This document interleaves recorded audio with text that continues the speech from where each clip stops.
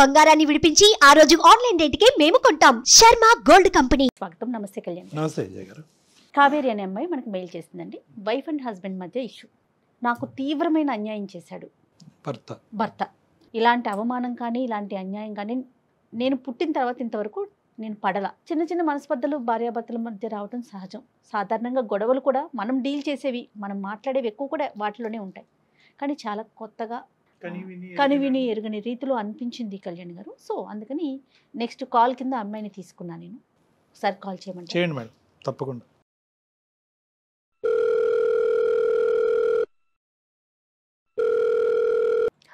Hello, నమస్తే అండి. నేను జయాని, కావేరి గారు మాట్లాడేది. అవును మ్యామ్, కావేరీనే మ్యామ్. నేను అందమైన జీవితం ప్రోగ్రామ్ నుంచి కాల్ చేస్తున్నానండి. Okay ma'am, thank you ma'am. Hi ma'am. Hello అండి, బాగున్నారా? బాగున్నాను మ్యామ్. ఓకే, డాక్టర్ కళ్యాణ్ చక్రవర్తి గారు ఉన్నారు. నమస్తే సార్. నమస్తే సార్. నమస్తే ఒకసారి కావేరి. మాట్లాడండి. ఏమ్మా కావేరి, ఏం చేస్తూ ఉంటారు, ఎక్కడున్నారు? సార్ నేను software engineer sir. IT. Okay, Hyderabad లోనే ఉన్నాను సార్. చెప్పండి అమ్మా, ఏంటి సమస్య? మ్యారేజ్ 8 months అవుతుంది సార్. 8 months. యాక్చువల్ గా మ్యారేజ్ నేను నా ప్రొఫైల్ ని మ్యాట్రిమోనీలో అప్లోడ్ చేయడం వల్ల నాకు వచ్చిన మ్యాచ్ మా హస్బెండ్. సో అతని పేరు విశ్వ సార్.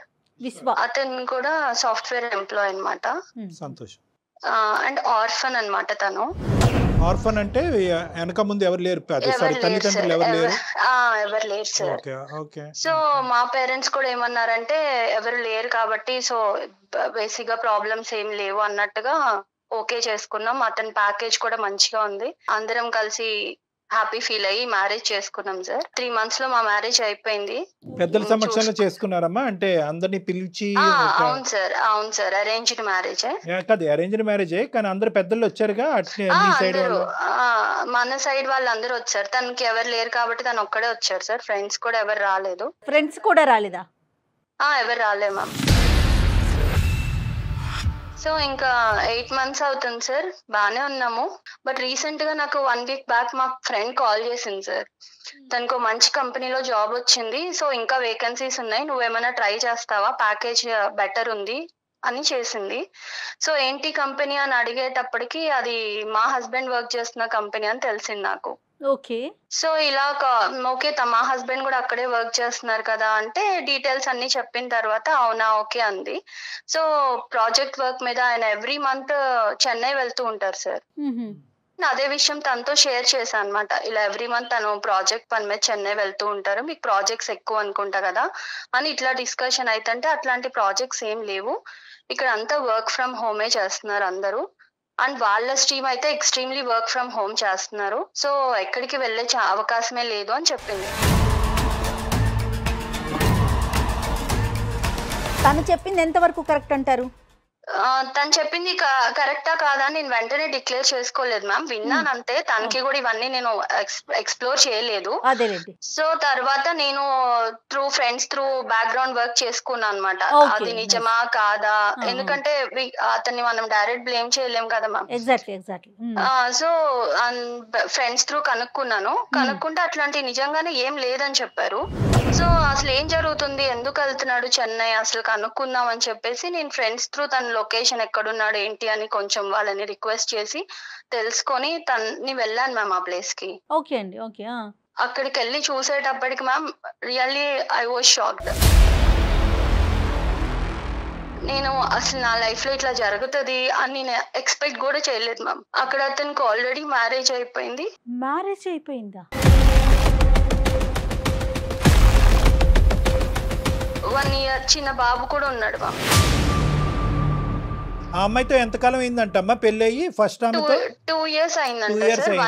1 year బాబు ఉన్నాడు. ఆ అమ్మాయి ఎలా రియాక్ట్ అయింది నిన్ను అక్కడ చూసి? ఆ అమ్మాయి ఎదుర్కొంటానే నువ్వు వెళ్ళావా, లేదంటే ఆ అమ్మాయి లేకుండా ఇతను అడిగావా? తను కూడా ఇప్పుడు నా సిచ్యుయేషన్ తనది కూడా తనకి తెలియదు, ఎక్స్పెక్ట్ చేసి ఉండకపోవచ్చు, అసలు ఏం జరుగుతుందో తనకు అర్థమై ఉండకపోవచ్చు. ఐ మీన్ నేను గట్టిగా అరవడం తిట్టడం ఒక చెంప దెబ్బ అయితే వేసాను కోపం వచ్చి. ఒక దెబ్బ వేయగానే మీరెవరు, మీకు ఏం రైట్ ఉంది, ఎందుకు కొడుతున్నారు మా హస్బెండ్ అని అడిగింది. సో జరిగిందంతా చెప్పిన తర్వాత షీ వాజ్ ఇన్ షాక్. ఇలా జరిగిద్దని నేను అసలు ఎక్స్పెక్ట్ కూడా చేయలేదు ma'am. I can't digest. And నేను ఇప్పుడు ఈ సిచ్యువేషన్ నుంచి ఎలా బయటకు రావాలి, ఎలా నెక్స్ట్ నా స్టెప్ ఏం తీసుకోవాలి, నా పేరెంట్స్ కి ఏం చెప్పాలి, సొసైటీలో నా పరిస్థితి ఏంటి, అసలు నాకేం అర్థం కాలేదు మ్యామ్. అందుకే నేను మిమ్మల్ని అప్రోచ్ అవ్వాల్సి వచ్చింది. ఆ సిచ్యువేషన్ తర్వాత అతనితో మాట్లాడారా? మాట్లాడితే నా వల్ల నువ్వు ఎప్పుడు హర్ట్ అవ్వలేదు కదా, నేను ఎప్పుడు ఇబ్బంది పెట్టలేదు కదా, నిన్ను బాగానే చూసుకున్నా కదా అంటున్నాడు మ్యామ్. ఎంతవరకు కరెక్ట్ మ్యామ్? నన్ను బాగా చూసుకున్నావు అనడానికి అసలు ఇక్కడ ఛాన్స్ ఉన్నా ఐఎమ్ సెకండ్ వైఫ్. ఇప్పుడు how can I digest that ma'am? అమ్మా కావేరి సార్ చెప్పండి సార్. ఏం స్టెప్స్ తీసుకోవాలి అనేది ఎవరు చెప్తారమ్మా? ఇప్పుడు తీసుకోవాల్సిన స్టెప్స్ ఎప్పుడు తీసుకోవాలి? పెళ్లికి ముందు తీసుకోవాలి. నువ్వు ఇప్పుడు పెళ్లి తర్వాత చేసినటువంటి ఎంక్వైరీల్లో ఒక 1% అయినా పెళ్లికి ముందు చేసుంటే కనుక ఏదో ఒక గుట్టు అయితే బయటకు వచ్చి ఉండేది. అమ్మా నాన్న లేరు అంతవరకు అర్థమైంది. వెనక ముందు ఎవరు లేకపోవటం అనేది మాకు అర్థమైనా కూడా స్నేహితులు కూడా లేనటువంటి పెళ్ళి ఏంటమ్మా? అతని తరపు ఎవరూ రాకపోవటం ఏంటి? మీ తొందర ఏంటి అసలు నాకు అర్థం కాలేదు. నువ్వు చదువుకున్నటువంటి అమ్మాయి ఏంటి, పెళ్ళి రేపో ఎల్లుండో జరగకపోతే ఏమైనా ఆకాశం నెత్తి మీద పడుతుందా? మిద్దిరికి నెత్తి మీద పడుతుంది, ఏమవుతుంది? ఏంటి ఆ తొందరపాటుతనం? నీకు ఎంక్వైరీ చేయాలన్న ఆలోచన సమయస్ఫూర్తి లేదు. మీ తల్లిదండ్రులు మాత్రం ఈ కొద్ది గొప్ప ఎంక్వైరీ చేయకూడదా? పేరెంట్స్ ఎంక్వైరీ చేయాలి కదా. మీకు కనిపించినటువంటి ఫిగర్ ఏంటంటే ఆ 6 అక్షరాల 6 నెంబర్స్ ఫిగర్ కనిపించింది మీకు. ఒకటి వెనకతల 00000 కనిపించింది. ప్యాకేజ్ అట్రాక్టివ్ గా ఉంది కాబట్టి వెనక ముందు ఎవరు లేకపోతే కనుక అత్తమామల టార్చర్, కుటుంబం యొక్క శాడిజం ఉండదు అనేటటువంటి ఆలోచనతోనే వెళ్ళావు. కానీ అసలు ఒక మనిషికి ఎవరూ లేకుండా ఎందుకు ఉంటుంది అనేది ఆలోచించలేదమ్మా మీరు కానీ మీ తల్లిదండ్రులు కానీ. ఇక్కడ మీతో పాటు తల్లిదండ్రుల పాత్ర చాలా ఉంది కదండి కావేరి. అవును మ్యామ్. యాక్చువల్ గా నేను మమ్మీ వాళ్ళు తెలుసు కదా మ్యామ్, ఇప్పుడు ఆల్రెడీ ఇప్పుడున్న సొసైటీలో లవ్ మ్యారేజ్ జరుగుతున్నాయి, అన్ని ఎవరి ఇష్టమైనట్టు వాళ్ళు. కానీ వాళ్ళు ఏంటంటే నేను ప్రొఫైల్ సెలెక్ట్ చేసుకొని మంచిగా ఉన్నారని చెప్పేటప్పటికి వాళ్ళు ఓకే తనకి తెలుసు కదా అని పేరెంట్స్ కూడా నన్ను బ్లైండ్ గా నమ్మారు. కాదు కావేరి, ఎంత మెచ్యూర్డ్ గా మాట్లాడుతున్నారు మీరు. అంటే ఆర్ఫన్ అనేటప్పటికి జాలిపడి చేసుకున్నావమ్మా? సార్ నేను నిజంగా అతని ప్యాకేజ్ నాకు నథింగ్ సార్. ఎందుకంటే ఎలా అయినా నాకున్న ప్యాకేజ్ కూడా మంచిగానే ఉంది. కాకపోతే ఏంటంటే ఆర్ఫన్ అంటే నాకు నిజంగా అతనికి నేను నా ఫ్యామిలీ చాలా సపోర్ట్ ఉండాలి. అండ్ మా ఫ్యామిలీలో ఒకటిలా కలిసిపోతాడు. సో తనకి నేను మంచి ఫ్యామిలీ ఇచ్చిందని అవుతాను అనుకున్నాను. కానీ ఏదో తన ప్యాకేజ్ చూసో తను ఇంకా నాకు ప్రాబ్లం ఉండదని నేను ఎప్పుడు అనుకోలేదు సార్. నువ్వు అనుకోలేదు, కానీ ఇందాక నువ్వు అన్నటువంటి మాటలు ఏంటంటే బాగుందమ్మా అని చెప్పి మీ అమ్మ నాన్న అని ప్యాకేజ్ కూడా బాగానే ఉంది కదా అనే మాట అన్నావు కాబట్టి నేను అంటున్నా. అదే నాకు అర్థమైంది సార్. యాజ్ ఏ పేరెంట్స్ గా వాళ్ళ కన్సర్న్ ఇంకా అలా అనుకుంటారు కదా, ఇంకా క్యారెక్టర్ అది అంటే నేనేదో చూస్ చేసుకున్నా ఓకే మంచి. సో ఇక్కడ ఏంటంటే ఆర్ఫన్ అనే దాంట్లో అతనికి మంచి జీవితాన్ని ఇద్దాం అనే ఉద్దేశం అమ్మా, లేదంటే నీకు మంచి జీవితం లభిస్తుంది అనే ఉద్దేశం? అంటే అతనికి సంబంధించినటువంటి ప్రేమ అటు ఇటు పోకుండా మొత్తం అంతా నాకే వస్తుందనే ఆలోచన వల్ల చేసుకున్నావా, లేదంటే అతనికి ఏకాకి అతను ఎవరికి లేరు కాబట్టి అతనికి నేను ఒక కుటుంబం ఇవ్వాలని? తనకి ఎవరు లేరు కాబట్టి సో మంచిగా చూసుకోవచ్చు, తను మంచిగా ఉంటాడు, మాలో ఒకటిలా ఉంటాడు, తనకు కూడా హ్యాపీగా ఉంటది. మామూలు కాదు కావేరి, ఇవాళ రేపు ఇప్పుడు ప్రతి ఒక్కరు ఫోన్ లో కూడా మాట్లాడుకుంటున్నారు కదమ్మా. వన్స్ ఎంగేజ్మెంట్ అయినా లేకపోతే ఓకే అనుకున్న తర్వాత అట్లా మీ ఇద్దరు మాట్లాడుకోలేదా? అబ్బాయితో నువ్వు మాట్లాడలేదా? మాట్లాడాను మ్యామ్. ఇప్పుడైనా మా ఫ్రెండ్ కాల్ చేసే వరకు కూడా నాకు అసలు ఈ డౌట్ అనేది నాకు రాలా. ఎందుకంటే నన్ను తను అంతే మంచిగానే చూసుకున్నాడు. ఎక్స్ప్రెస్ చేయలే అతను ఎక్కడా కూడా ఈవెన్ మా పేరెంట్స్ కైనా కూడా డౌట్ రాలా. అతను అంత మంచిగానే ఉన్నాడు. మా పేరెంట్స్ అయినా చాలా హ్యాపీ. ఎందుకంటే మనం ఆర్ఫన్ అని ఎంక్వైరీ చేసుకోకుండా చేసుకున్నా కూడా వాట్ ఎవర్ ఇట్ ఈస్ తను మంచోడు అన్న ఫీలింగ్ నాకు మా ఫ్రెండ్ కాల్ చేసే వరకు 1% డౌట్ కూడా రాలేదు మ్యామ్. నన్ను ఎందుకు ఇట్లా పెళ్లి చేసుకున్నావు అని నిలదీసినప్పుడు అతను ఏం చెప్తాడు? మిమ్మల్ని బాగా చూసుకోవటమేనా? అదే ఆన్సర్ చెప్తున్నాడు మ్యామ్. అందుకే నాకు అర్థం కావట్లా. ఇప్పుడు ఇద్దరిని నేను తన్ని కన్విన్స్ చేసుకుంటాను, మంచిగా ఉందాం అంటున్నాడు మ్యామ్. అది ఎంతవరకు అడుగుతున్నాడు అతను చక్కగా. కన్విన్స్ చేస్తాడు, ఎవరిని చేస్తాడు? వాడు ఏమన్నా పెద్ద ఇది అనుకుంటున్నాడా, పోటుగాడా? అసలు సెకండ్ వైఫ్ అనే పదం కూడా లేదమ్మా అసలు వాస్తవానికి. ఏంటంటే ఎందుకంటే సెకండ్ అనేది ఉంటది కానీ ఆ ఫిల్ ఇన్ ద బ్యాంక్ లో ఎవరికి ఏది కావాలంటే అది నింపేసుకోవచ్చు. నీ దురదృష్టం ఏంటంటే సెకండ్ ఆ బంధం ఏంటో తెలియదు. ఇప్పుడు ఆ పరిస్థితిలో నువ్వు ఉన్నావు. సో కాబట్టి ఆ వైఫ్ అనే పదం కూడా కాదు అతను చేసినటువంటిది. ఎందుకు చూసే ప్రేక్షకులకి చాలా మందికి అర్థమై ఉంటుంది. ఇక్కడ నాకంటే లాయర్ గారు ఉంటే బాగుంటుంది. వాస్తవానికి అది చట్టరీత్యా నేరం. అతను చేసినటువంటి పని చట్టరీత్యా నేరం. లీగల్ గా కూడా నేను ఎక్కడ క్వశ్చన్ చేయడానికి కూడా నాకు అవకాశం లేదు. ఇప్పుడు మీరు అన్నట్టే రేపు లాయర్ కూడా అనొచ్చు, అమ్మా ఎంక్వైరీ చేయకుండా నువ్వు ఎందుకు ఈ స్టెప్ తీసుకున్నావు, ఎందుకు యాక్సెప్ట్ చేశారని. పెళ్లి చేసుకున్నారు, అంతమంది సమక్షంలో పెళ్లి చేసుకున్నారు. యూ హావ్ బీన్ చీటెడ్ అమ్మా. So that is very clear cut. నువ్వు చీట్ చేయబడ్డావు.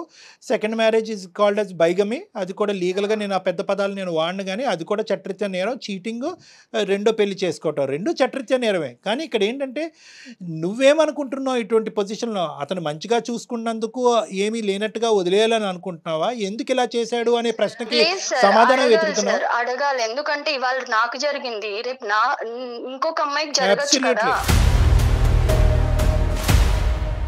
ఆర్ఫన్ అనే ట్యాగ్ తో ఎంతమందిని మోసం చేశాడో మనకి. మీరేం ఎక్స్పెక్ట్ చేస్తున్నారండి మాకు మెయిల్ చేయడానికి అందమైన జీవితానికి? నాకు అతనితో ఉండాలని కాదు మ్యామ్, కానీ అతనికి రియలైజేషన్ రావాలి. అండ్ ఇంకొకసారి ఇంకొక అమ్మాయి లైఫ్ తో కానీ, ఇప్పుడున్న అమ్మాయి వాళ్ళ ఫస్ట్ వైఫ్ అది తను మ్యారేజ్ చేసుకున్న అమ్మాయి, తనకి మళ్ళీ ఇలాంటి ప్రాబ్లం రావద్దు సార్.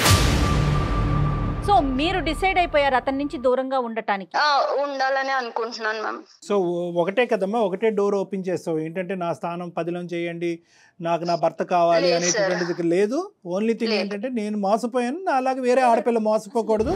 వీడు వెచ్చలపెట్టి తన అందమైన జీవితం ద్వారా కట్ చేయండి అని రిక్వెస్ట్ చేయాలి. అండ్ ఇలాంటి నాలాగా ఆర్ఫన్ కదా మంచి చేద్దామని తలకి తగిలించుకునే వాళ్ళు చాలా మంది ఉండొచ్చు.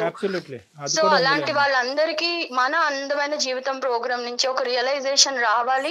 ఏ స్టెప్ తీసుకున్నా వాళ్ళు ఇలాంటి లైఫ్ లో గుర్తు పెట్టుకోవాలి సార్. అదొకటే నాకు మీరు చేసే ఫేవర్. నీ రీజన్ చాలా హ్యాపీగా ఉందమ్మా. ఎందుకంటే జనరల్గా ఈ రీజన్ రాదు. సార్ నేను మోసపోయాను, నేను అన్యాయం అయిపోయాను, నా జీవితం ఎలా అయిపోయింది, ఏదో విధంగా ఏదో విధంగా కట్టే కొట్టే తెచ్చి మా భర్తను నాకు అప్పచెప్పండి, అవతలాడదు ఎలా పోయినా పర్లేదు అనే భాష మేము ఎక్కువ వింటూ ఉంటాం. కానీ ఈ రోజు నువ్వేంటంటే సమాజం గురించి ఆలోచిస్తూ, దేశం గురించి ఆలోచిస్తూ ముందుకు వచ్చావు కదమ్మా. రియల్లీ గ్రేట్ అమ్మా, రియల్లీ గ్రేట్. సార్ 8 months లో దేవుడు ఎందుకు నాకు ఇలాంటి సిచ్యువేషన్ తెచ్చాడు. ఇంకో 1-2 years అంటే నేను కూడా ఒక బేబీతో మళ్ళీ అప్పుడు నిజంగానే ఇలా అడిగేదాన్నేమో, సార్ ఏదో ఒకటి చేయండి అని. బట్ రియల్లీ గాడ్స్ సేక్ నేను ఇప్పుడు కొంచెం సేఫ్ జోన్ లో ఉన్నా. సో అలాగే ఇంకెవరు సఫర్ అవ్వద్దు సార్. ఇక్కడ ఏమన్నా ఒక పాజిటివ్ యాంగిల్ ఉందంటే కనుక నువ్వు ఇంకా కన్సీవ్ అవ్వకపోవటం, గర్భవతి కాకపోవటం అనేది ఒక పాజిటివ్ యాంగిల్ అమ్మ నిజంగా. ఎందుకంటే ఈ రోజు నీ మనస్సాక్షికి నువ్వు సమాధానం చెప్పుకోవాలి. రేపొద్దున పుట్టబోయే బిడ్డకి సమాధానం చెప్పుకునే దురదృష్టకరమైన పరిస్థితి రాలేదు. హ్యాపీ. అతను దొరుకుతాడమ్మా మనకి ఇప్పుడు? సార్ నేను కాన్ఫరెన్స్ పెడతాను సార్. మంచిగా ఫుల్ మీల్స్ పెడదాం. The person you are speaking with has put your call on hold. Hello విశ్వ. హలో చెప్పు. నేను అందమైన జీవితం ప్రోగ్రామ్ మ్యామ్ వాళ్ళ దగ్గర నా ప్రాబ్లం తీసుకెళ్లాను. నువ్వు ఇప్పుడు అక్కడికి ఎందుకు వెళ్ళావు? మరి ఎక్కడికి వెళ్ళాలి? నువ్వు చేసిన గొప్ప పనికి నేను ఎక్కడికి వెళ్ళాలో చెప్తే పోనీ అక్కడికే వెళ్తా. ఏదన్నా ఉంటే ఇంట్లో చూసుకోవాలి కానీ బయట రోడ్డు మీదకి ఎందుకు ఎక్కావు? అంటే నా ఇజ్జత్ తీసేస్తావా రోడ్డు మీదకి వెళ్ళి? ఇజ్జత్ ఉందని నువ్వు అనుకుంటే నీ ఇష్టం. లేదు సార్ తో మాట్లాడితే సార్ ఎంత ఇజ్జత్ ఉందో చెప్తారు నీకు. ఏదన్నా ఉంటే నువ్వు నాతో మాట్లాడాలి, ఇంట్లో చూసుకోవాలి తప్ప నువ్వు రోడ్డు మీదకి ఎక్కేసి ఛానల్స్ లో కూర్చుంటాను అందమైన జీవితం అది ఏంటి నువ్వు? విశ్వ నమస్తే నాన్న. నమస్తే సార్. నాకు ఆ సంస్కారం ఉంది కాబట్టి నమస్కారం పెట్టాను. నువ్వేంటంటే ఇంకా మా అందమైన జీవితం దగ్గర నుంచి ఫోన్ కాల్ వస్తేనే ఎందుకు బజార్కి ఇచ్చావని అంటున్నావు. సంతోషం, పోలీస్ స్టేషన్ నుంచి ఫోన్ రాలే. పోలీస్ స్టేషన్ నుంచి నీకు ఫోన్ రావాలా అక్కర్లేదా? అసలు పోలీస్ స్టేషన్కి వెళ్ళాల్సిన ఊరికి నేను అడుగుతున్నా. ఇటువంటి పరిస్థితుల్లో బాగా చదువుకున్నావు కదా, ఎన్నో డిగ్రీలు, ఎంతో పెద్ద కంపెనీలో పనిచేస్తున్నావు కదా, ఇటువంటి పరిస్థితుల్లో పోలీస్ స్టేషన్ నుంచి ఫోన్ రావడానికి అవకాశం ఉందా లేదా అని అడుగుతున్నాను నేను. ఇప్పుడు పోలీస్ స్టేషన్ లో కేసు పెట్టేసి పెట్టలే తప్పు నేనేం చేశాను అంటున్నాడు అతను. రైట్. ఓకే. అయితే నీకు అసలు ఏమీ తెలియదు కాబట్టి ఆ అమ్మాయి ఏమని చెప్పిందంటే నీ యొక్క సెకండ్ అమ్మాయి, ఆ అమ్మాయిని భార్య అంటామా ఏమంటామా, నువ్వేమనుకుని ఆ అమ్మాయిని చేసుకున్నావు అనేది నాకు తెలియదు. కానీ నాది నీ దగ్గర నుంచి ఒకటే ప్రశ్న, ఎందుకు నీకు ఇంత ఒక్కళ్ళు సరిపోరా? ఇద్దరు ఎందుకు నీకు? ఒకళ్ళు సరిపోరా అంటే అది అనుకోకుండా జరిగిందండి. అది ఏమనుకున్నా ఏమనుకోకుండా ఒక అమ్మాయిని పెళ్లి చేసుకోవటం అనుకోకుండా జరుగుతుందా? ఆ అమ్మాయి చెప్పినట్టు ఫస్ట్ మ్యారేజ్ అయిందండి. తను నా వైఫ్ వచ్చేసి చెన్నైలో వర్క్ చేస్తూ ఉంటుంది, హైదరాబాద్ లో వర్క్ చేస్తున్నాను. తను ఎప్పుడు ఇక్కడికి రాలేదు. సో నా ప్యాకేజ్ ఇక్కడ బాగుంది, ఇక్కడికి రమ్మని తనని చాలానే అడిగాను, తను రాలేదు. తను దగ్గరికి నేను వెళ్దామంటే నాకు అవ్వలేదు. సో తను రాకపోయేసరికి నేను ఫన్ గా ప్రొఫైల్ పెట్టాను మ్యాట్రిమోనీలో. కదే మళ్ళీ చెప్పాలి నువ్వు, మాకు చిన్న కన్ఫ్యూజన్, మాకు అంత నాలెడ్జ్ లేదు. నార్మల్గా ప్రొఫైల్ పెట్టడం అయ్యా, నార్మల్ కావాలంటే నార్మల్గా పెట్టడం అంటే ఏంటి? దీనిలో ఆడపిల్లల జీవితాలతో ఆడుకోవాలని కాదండి, జస్ట్ ఏదో క్యాజువల్ గా నేను పెట్టాను. పెట్టగానే తిను వీళ్ళ ఫ్యామిలీ వాళ్ళందరూ కనెక్ట్ అయ్యారు. కాదు సార్, మనం పర్సనల్ గా అబ్బాయిలుగా ఒకటి మాట్లాడుకుందాం. అబ్బాయిలా నన్ను ఎందుకు కలుపుతారు బాబు అందులో? ఆగండి సార్, నన్ను కలపద్దు. నీ గొడవ ఏదో చెప్పు, నన్ను ఇన్వాల్వ్ చేయొద్దు. నీ గొడవ ఏంటి, నీ బాధ ఏంటి చెప్పు. నువ్వు ఎందుకు ఈ నాటకం ఆడేవని చెప్పు. ఇప్పుడు ఏంటంటే తెలుసా, ఎక్కడితో కాన్ఫరెన్స్ కాల్ ఆగదు. ఆ అమ్మాయి తల్లిదండ్రులకు కూడా కాన్ఫరెన్స్ కాల్ కలుపుతాం, వాళ్ళు పోలీస్ స్టేషన్ కలుపుతారు. నువ్వు చెప్పు ఇప్పుడు ఏంటో, ఏం చెప్పాలనుకుంటున్నావు? నా ఫస్ట్ వైఫ్ చెన్నైలో ఉండడం వల్ల కొంచెం ఫిజికల్ నీడ్స్ వల్ల తన దగ్గరికి రాలేదు. దాని వల్ల నేను ఇక్కడ సఫర్ అయ్యేవాడిని. దాంతో నేను ఏదో క్యాజువల్ గా మ్యాట్రిమోన్ లో పెట్టేసరికి తిను కనెక్ట్ అయింది. పెళ్లి చేసుకున్నాను, అందే ఇద్దరిని హ్యాపీగానే చూసుకుంటున్నాను. తన దగ్గర ఉంటున్నాను, తిన దగ్గర ఉంటున్నాను. నువ్వు చూసుకోకపోతే వాళ్ళు హ్యాపీగా ఉండరా? నువ్వేమన్నా పెంచి పోషిస్తున్నావు, నీ శాలరీ మీద వాళ్ళు బతుకుతున్నారా? నువ్వు చూసేది ఏంటి సార్? ఇక్కడ శాలరీ ఒకటే ఇంపార్టెంట్ కాదు సార్, డబ్బులు అనేది ఇంపార్టెంట్ కాదు. మనిషికి చాలా అవసరాలు ఉంటాయి, తోడు ఉంటాయి, చాలా ఉంటాయి. కాదు, రెండు పెళ్లి చేసుకుంటే తప్పు, సమాజం అంగీకరించదు, చట్టరీత్యా నేరం, దానికి 7 సంవత్సరాలు జైలు శిక్ష పడుతుంది. నాకే బోటాబోటీ నాలెడ్జ్, ఇది తెలుసా నీకు? ఇవన్నీ తెలిసినా కూడా కొన్ని ఒక టైంలో అయిపోయింది మ్యారేజ్. ఇప్పుడు అయిపోయిన తర్వాత కూడా నేను తనని యాక్సెప్ట్ చేసుకొని తనని బాగానే చూసుకుంటున్నాను నేను. సో అయిపోయింది కాబట్టి ఆ కథను అక్కడ మూసేద్దాం, ఇంకా అనుభవించడం ఒకటే కార్యక్రమం అంటావా? నిజంగా ఆర్ఫన్ నేను అది అడగని కళ్యాణ్ గారు, అసలు నాకు అదొక డౌట్ వస్తుంది. వాళ్ళని ఎందుకు సార్ నేను బాగా చూస్తాను. నువ్వు అనాథవా? నేను అన్నదని కాదండి. నీకు ఫ్యామిలీ ఉంది? ఉంది. మీకు అమ్మ నాన్న ఉన్నారు? ఉన్నారు. ఏం బతుకయ్యా, ఉండగా తల్లిదండ్రులు చంపుకునేటటువంటి నువ్వేం మనిషి అయ్యా? అది నేను ఏదో ఫన్ గా క్యాజువల్ గా చేసిన దానికి నీకు బుర్రందా, లేదంటే ఏమైనా కరెంట్ షాక్ పెట్టాలి నీకు? అంతగానే తప్పేం చేశాను సార్? మీరు తెచ్చిపోయి మాట్లాడుతున్నారు. ఏం తప్పు చేశాను నేను? ఇద్దరిని పెళ్లి చేసుకున్నా అన్నప్పుడు మ్యాట్రిమోనీలో నువ్వు అక్కడ బ్రాకెట్ లో పెట్టాల్సింది ఏమని? ఆల్రెడీ మ్యారీడ్ అని పెట్టాల్సింది. అప్పుడు ఫన్ ఏ ఉంటదమ్మా, అప్పుడు చాలా ఫన్ ఉండేది కదా, అప్పుడు అర్థమయ్యేది అందరికి కూడా. ఆర్ఫన్ అని పెట్టి సింపతి కోసం చూడడం కరెక్ట్ కాదు కదా. కావేరి, ఒక్క నిమిషం. నేను ఆర్ఫన్ అయితే ఫ్యామిలీ అయితే నిన్ను బాగా చూసుకున్నానా లేదా అది చెప్పు. ఇప్పుడు ఫ్యామిలీ అయితే నాకు ఒక రైట్ ఉండేది, మీ ఫ్యామిలీ దగ్గరకు వచ్చి, లేకపోతే నీకు ఫ్యామిలీ ఉంటే చూసుకున్నానా లేదా?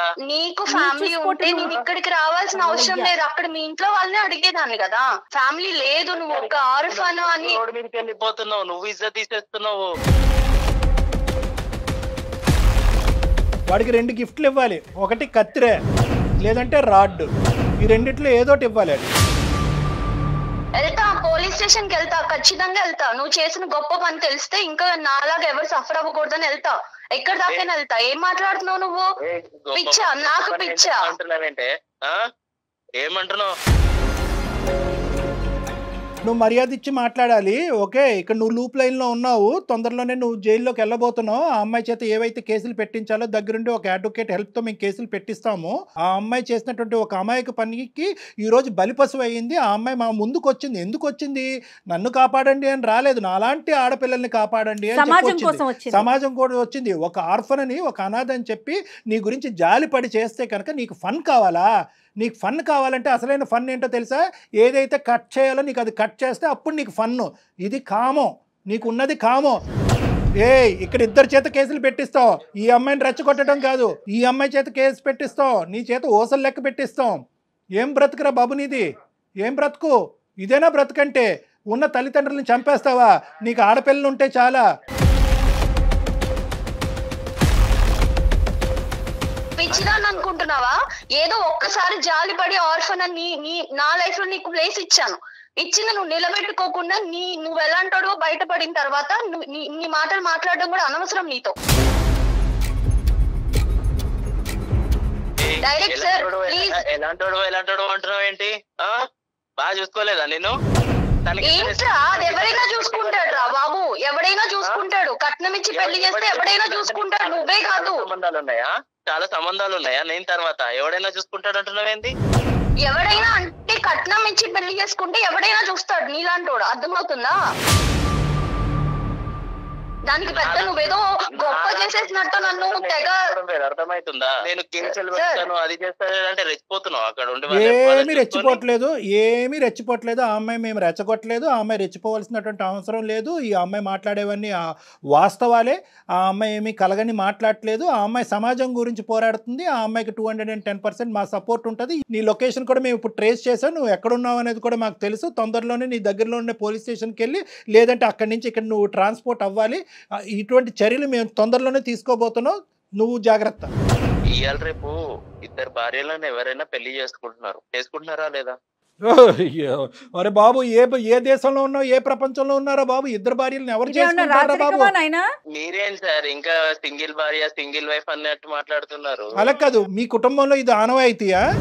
కుటుంబం గురించి ఎందుకు సార్? కుటుంబం ఆనవాయితీ కాదు సార్. నువ్వు అంటున్నావు కదా ఇది కామన్ కదా, మీరు మగవాళ్ళే కదా సార్, మీకు ఇద్దరు ఉండొచ్చు కదా అని అంటున్నావు కదా. ఇటునండి, ఒక అమ్మాయి నన్ను సాటిస్ఫై చేయలేదు, నేను రెండో పెళ్లి చేసుకున్నాను. నీ సాటిస్ఫాక్షన్ కి లిమిట్ ఉందా? దానికి లిమిట్ కూడా లేదా? అంటే నీకు తెలియదు నాకు లిమిట్ ఉందా లేదా అని? నాన్న ఇది సమాజం, ఓకే, ఇది ఒక సమాజం, ఇది ఒక సాంప్రదాయం ఉంటుంది, ఇక్కడ ఒక చట్టం ఉంటుంది. ఒకరికి ముగ్గురు నలుగురు అనేటటువంటిది వర్కౌట్ అవ్వదు. ఎలా పడితే అలా పెళ్ళిళ్ళు చేసుకోవటం ఫన్ అండి, క్రేజీ అండి, క్యాజువల్ అండి అని నువ్వు ఆడేటటువంటి పదాలు సమాజం అంగీకరించదు, దానికి శిక్ష పడుతుంది. అసలు ఇవన్నీ మీకు తెలుసా? చదువుకొని ఉద్యోగం చేసిన మినిమం నాలెడ్జ్ కదా, ఇవి తెలీదా మీకు? ఏంటి ఫన్ను క్యాజువల్? నీకుంటుంది, జైల్లో ఉంటుంది ఫన్ను క్యాజువల్. కావేరి నేనేమనుకున్నానంటే, ఇంత చెప్పిన తర్వాత, ఇంత మాట్లాడి, ఇంత గర్జించిన తర్వాత ఎక్కడో చోట కొద్దిగైనా కూడా అతనికి కొద్దిగా కనువిప్పు కలుగుతుందేమో, పశ్చాత్తాపం పడతాదేమో, బహుశా ఎవరితో అన్నా మాట్లాడి ఆ శిక్ష ఏమైనా తగ్గించచ్చేమో అనుకున్నాను. కానీ అతను నన్నే అంటున్నాడు, సార్ మీరేంటి సార్, మీరు ఇంత క్యాజువల్గా ఒక్కరితో ఎలా ఉన్నారని నన్ను అడుగుతున్నాడు. తన వే ఓకే, నేను కూడా రేపు రెండో పెళ్లి చేసుకుంటా మ్యామ్, నాకు రెండో హస్బెండ్ లా ఉంటాడా? చెంప పగలు కొడతారు. నీ ప్రోటోకాల్ నీకుంది. ఆడవాళ్ళు రెండోది చేసుకుంటే చంపలు పగలు కొడతారు, 2, 3, 4 చేసుకుంటే మగవాళ్ళకు మాత్రం ఏం అనకూడదు. ఎందుకంటే నిన్ను మంచిగా చూసుకుంటున్నాను, అది సరిపోదా అనేది. సార్ నేను మంచిగా చూసుకుంటాను సార్, మంచిగా చూసుకుంటా తన్ని కూడా. నేను ఇంకో పెళ్లి చేసుకుంటాను సార్, నాకు తను అలా ఉంటానంటే నాకు కూడా ఓకే సార్. ఏంటిది, ఏం మాట్లాడుతున్నావమ్మా? నువ్వు వేరే పెళ్లి చేసుకుంటావా? సెకండ్ గా నేను ఉండాలా? అసలు నీ ప్రాబ్లం ఏంటి చెప్పు? ఫైనల్ గా నీ ప్రాబ్లం రామాయణం అంతా చెప్పిన తర్వాత రాముడు సీతకి ఏమవుద్దని అడిగినట్టుంది. ఏమయ్యా నీకు? అవును కావేరి, నేను ఏ రోజన్నా నిన్నేమన్నా అన్నానా? నువ్వు అన్నావా, ప్రేమగా చూసావా, ఇవన్నీ సెకండ్. నేను కూడా నిన్ను అంతే ప్రేమగా చూసుకుంటా, అంతకన్నా డబుల్ ప్రేమగా చూసుకుంటా. నేను కూడా ఇంకో పెళ్లి చేసుకుంటా. ఎలా నువ్వు అసలు నీకు అంత ధైర్యం ఉంటే ఇంకొక ఆడపిల్లని లైఫ్ లోకి తీసుకున్నావు? అసలు నీకు బ్రెయిన్ పని చేయట్లేదని నాకు అర్థమవుతుంది, కానీ నీ అంత క్రాక్ గా నేను మాట్లాడలేకపోతున్నా, అర్థమవుతుందా? అసలు నీకు పెళ్ళై నిన్ను నమ్ముకుని ఒక అమ్మాయి అక్కడ ఉంది విత్ కిడ్. నా ఫస్ట్ వైఫ్ దగ్గర నాకు ఎలాంటి హ్యాపీనెస్ లేకుండా, ఇప్పుడు నాకు నీ దగ్గర నుంచి హ్యాపీనెస్ లేదు, మరి నాకు హ్యాపీనెస్ లేదు. ఆ అమ్మాయి అయితే నీతో ఉండాలని అనుకోవట్లేదు, అది చాలా దూరం మాట, అది నువ్వు కల్లో కూడా ఊహించుకోవద్దు. కేసులు ఏ విధంగా పెడతాది, ఏ విధంగా ఈ అమ్మాయి ముందుకు తీసుకెళ్తుంది అనేటటువంటిది అది మా చేతుల్లో లేదు.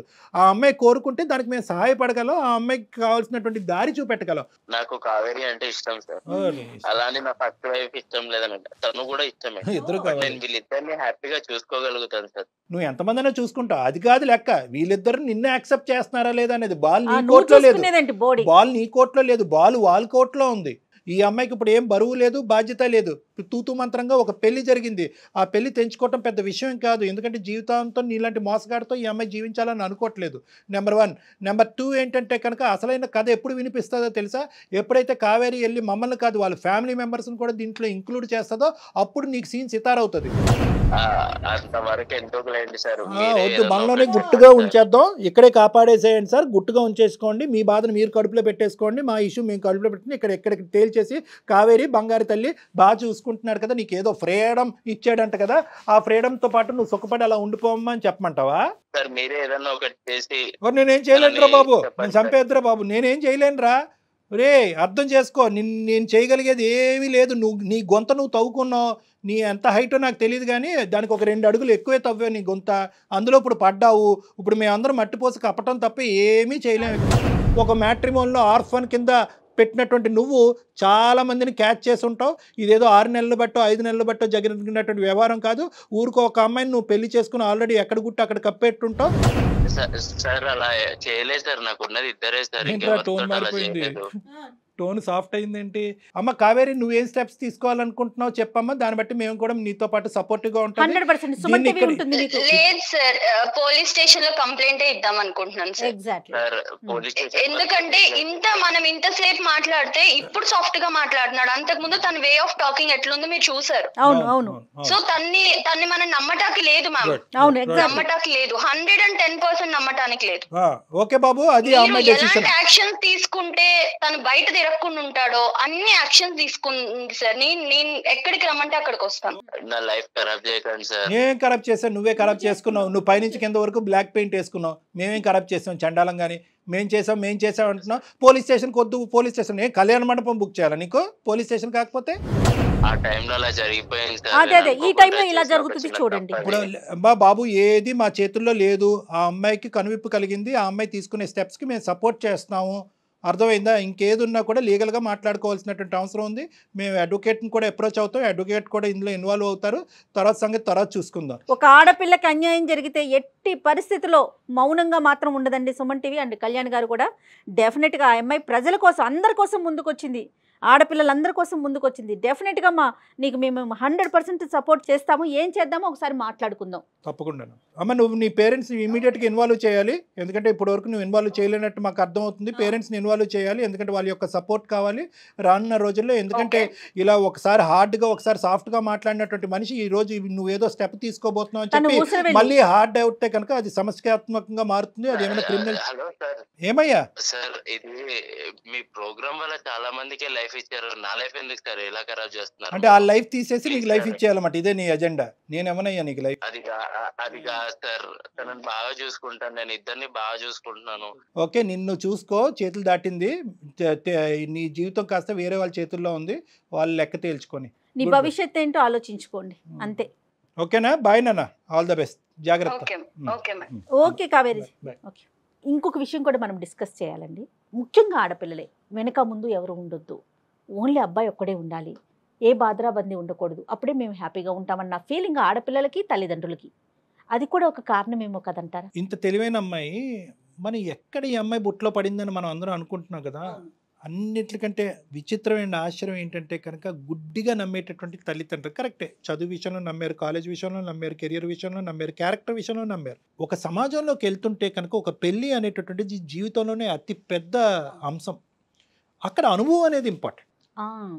అంతే కదండి, అనుభవం అనేది ఇంపార్టెంట్. ఆ తల్లిదండ్రులకు ఉన్నటువంటి అనుభవాన్ని నమ్మాలి, కానీ ఈ అమ్మాయి యొక్క ఆలోచనని కొద్దిగా సెకండరీగా తీసుకుని ఉంటే బాగుండేది. ఇప్పుడు ఈ పిల్ల చిన్న పిల్ల కదా, మనకు అనుభవం ఉంది కదా అని ఒక ఆలోచన ఉన్నట్లయితే కొంతైనా ఎంక్వైరీ జరిగేదేమో కదండి. అంతేనా? ఇప్పుడు ఏంటంటే ఈ అమ్మాయి పాపం ఏంటంటే నాకేదో సింగిల్గా ఉంటే కనుక మొత్తం ప్రేమ నాకే వస్తుంది, అటు ఇటు టార్చర్ ఉండదు అనే యాంగిల్లో ఈ అమ్మాయి వెళ్ళలేదు. ఈ అమ్మాయి కేవలం ఏంటంటే ఆర్ఫన్ అనేటటువంటి జాలితో, జీవితం లేని కుటుంబం లేనటువంటి ఒక మంచి అబ్బాయికి ఒక కుటుంబాన్ని ఇద్దామనే ఉద్దేశంతో వెళ్ళింది. కానీ మీరు అనేటటువంటి మాత్రం ప్రేక్షకుల్లో చాలామంది, ప్రత్యేకంగా ఆడపిల్లలు, కుటుంబాలు చాలా గుర్తుపెట్టుకోవాలి.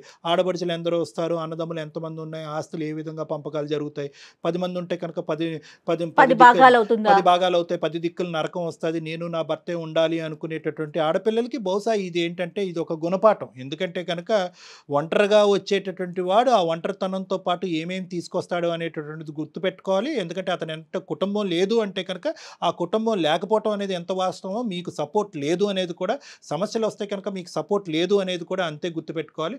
కాబట్టి ఎప్పుడైతే కనుక ఒక పెద్ద కుటుంబంతో పాటు పెద్ద సంతోషం వస్తుందనే ఆలోచనతో ఉండాలి. కాబట్టి ఎవరూ లేకుండా ఉండాలి, ఏకాకి అయి ఉండాలి, వెనక ముందు ఉండకూడదు అనే ఆలోచనతో బహుశా ఈ అమ్మాయిలాగా మీరందరూ కూడా బుట్టలో కాలేయొద్దు. కాబట్టి జాగ్రత్తగా ఉండండి. ఇటువంటి మ్యాట్రిమోనీలోంచి వచ్చేటటువంటి ఫ్యాక్ట్స్ అన్నీ కూడా ఫ్యాక్ట్స్, అది చాలా గొప్ప మ్యాట్రిమోనీ, దానికి చాలా పేరుందిన మ్యాట్రిమోనీ, దానికి ఎన్నో రివ్యూస్ ఉన్నాయని చెప్పి బ్లైండ్గా మీరు వెళ్ళొద్దు. ఎంత మ్యాట్రిమోనీలో వచ్చినా కూడా మీరు చేయవలసినటువంటి ఎంక్వైరీస్ మీరు చేసుకోవాలి. ఆ ఎంక్వైరీస్ ద్వారా 100% ఫ్యాక్ట్స్ రాకపోవచ్చేమో, కానీ కొద్దో గొప్ప తెలిస్తే కనుక దాన్ని బట్టి మీరు లీడ్స్ తీసుకుని ఆ 1% డౌట్ ఉన్నా కూడా విత్డ్రా అవడానికి అవకాశం ఉంటుంది. రైట్ అండి. నమస్తే కళ్యాణ్. సికింద్రాబాద్ లోని doctor Narayana college of hotel management లో 100% జాబ్ గ్యారంటీ. 966365 సుమన్ టీవీలో మీ పర్సనల్ అండ్ బిజినెస్ ప్రమోషన్స్ కోసం కింది నెంబర్కి కాంటాక్ట్ చేయండి.